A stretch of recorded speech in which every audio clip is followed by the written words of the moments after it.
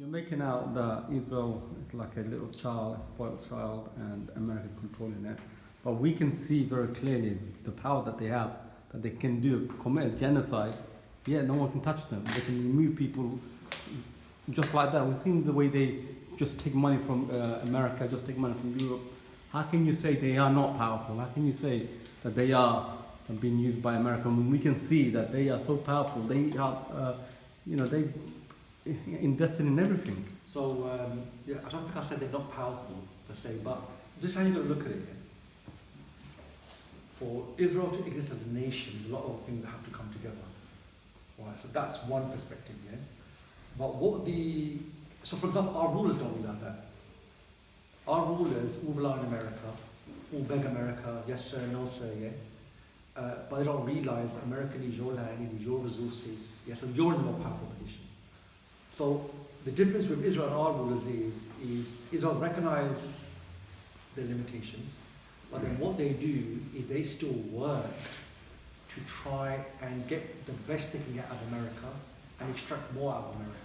And our rulers just don't. We don't see that our rulers do. We don't see our rulers. We don't see Saudi realize we've got oil. You need our airspace. You need the bases around our country. So basically, we want you to transfer technology to us. None of our rulers do that. Our rulers don't even have the guts to do that. In fact, I don't even think our rulers even think like that. I think our rulers come from a position where we're so weak. And if America uses us, that's good. So the Israelis don't actually look at it like that. And I think some of that's to do with their history. What the Israelis do is, yeah, we know we're in a weak position, but we are still going to work and make sure we get the right process for our country. So what you could argue, the Israelis realize for us to survive, we're going to have to work with America. We're not always going to be on the same page, but we've got no choice. So they work with America, but they're still trying to extract and get what they need to survive. So the two-state solution Israel's never wanted it.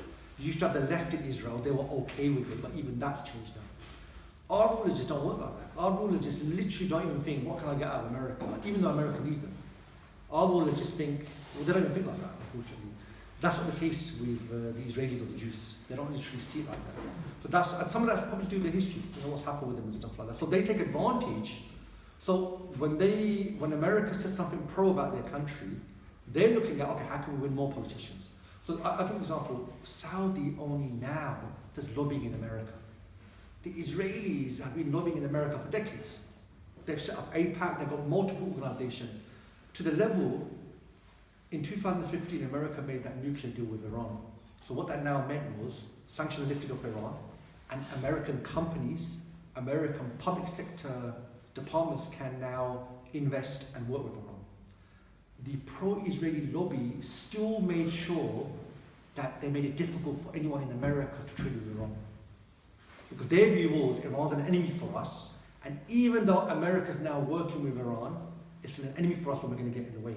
Our leaders don't even have the guts to do something like that. They never have.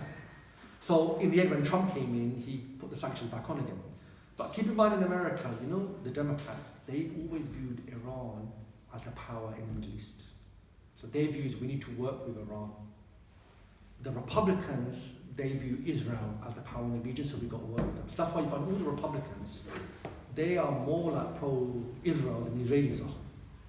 Whilst you find that the nuclear deals, all the peace treaties in the past two states, that was largely done under the Democrats. So that's just a policy difference. Both scenarios, what Israel does, it doesn't just say, oh, thanks for all the help you're giving us. They then try and capitalize on that and take advantage. Yeah? Our ruler, Turkey, Egypt, for example, if Egypt doesn't man that border, there's a problem for Israel. Egypt doesn't even take advantage. Egypt could say to America, we want you to wipe out our IMF debt for them. Like they don't even think like that.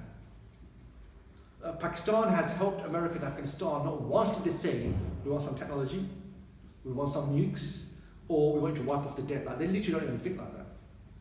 Israel, on the other side, the only other thing to keep in mind here is, American policymakers and the public do believe, that, Israel is it's an extension of us in the region. So there's a cultural link as well. With the rulers, if you ask me, you need Saudi doesn't cost America. Saudi is wealthy, and Saudi puts its own money into projects. Israel will always be a cost to America. You always have to fund it, always have to give it more arms.